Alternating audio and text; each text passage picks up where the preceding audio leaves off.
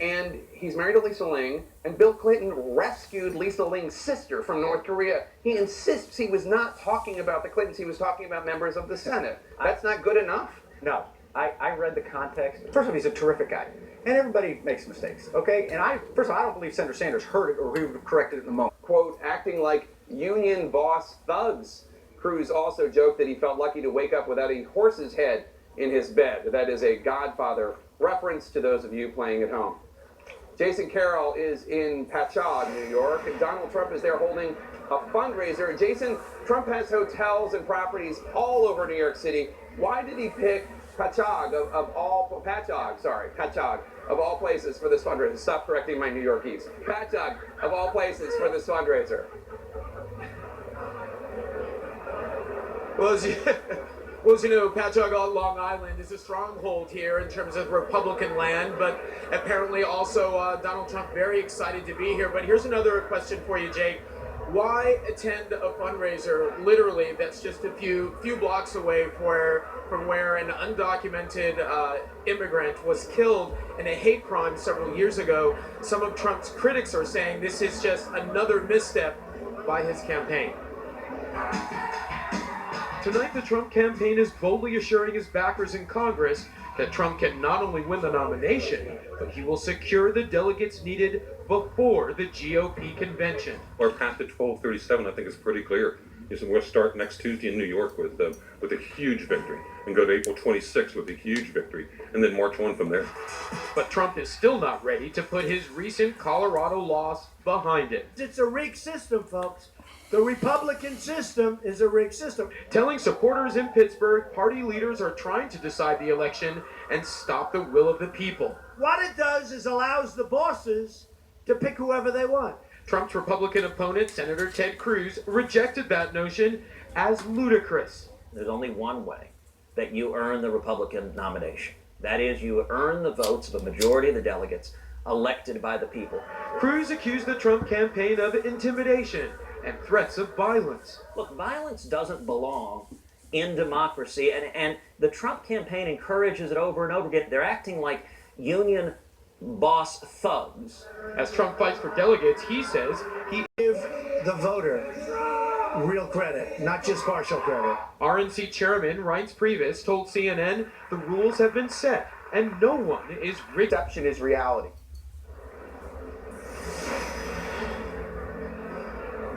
And Jake, I spoke to the organizer of this fundraiser a little earlier today. He said he spoke to Trump this morning. It was unclear if Trump knew about what happened with that undocumented worker, again, just blocks from here. He says the two of them did not discuss that. He did say Trump was excited to come out here. He also said, Jake, that he had extended this invitation to all of the GOP candidates who dared to cross Trump so they could be intimidated. They're acting like union boss thugs.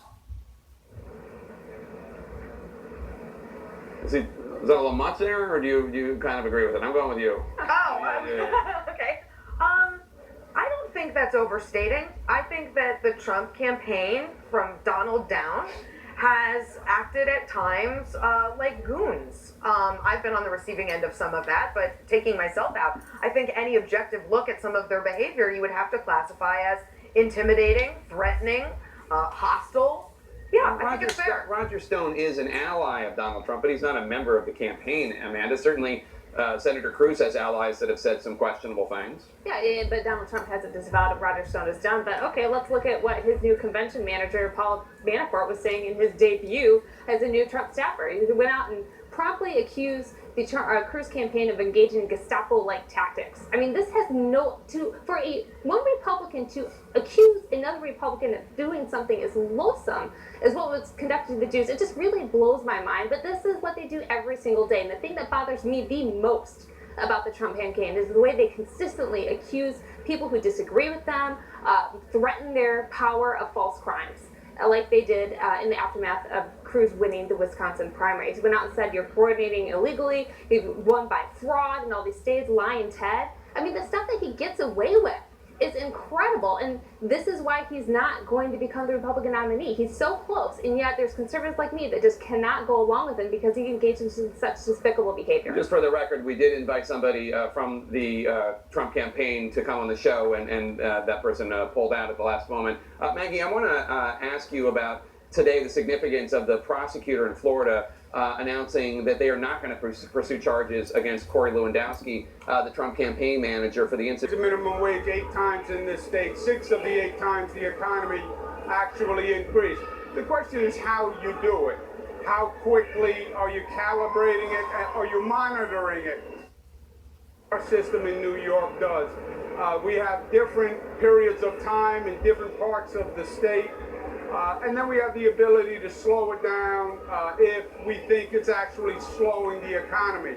But the main point is recognizing the economic anxiety, the fear, the frustration that is out there among people, and actually doing something about it. We're in the political season, so many candidates are trying to use that anger. And what we're saying is actually address the problems that are generating the anger.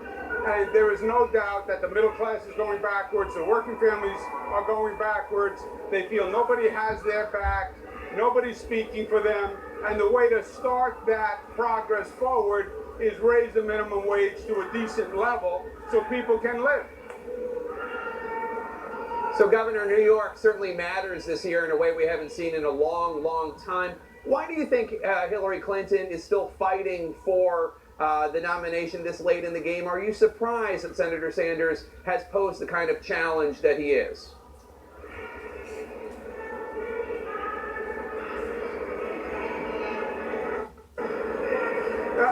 I think Senator Sanders has a message that resonates, especially with young people.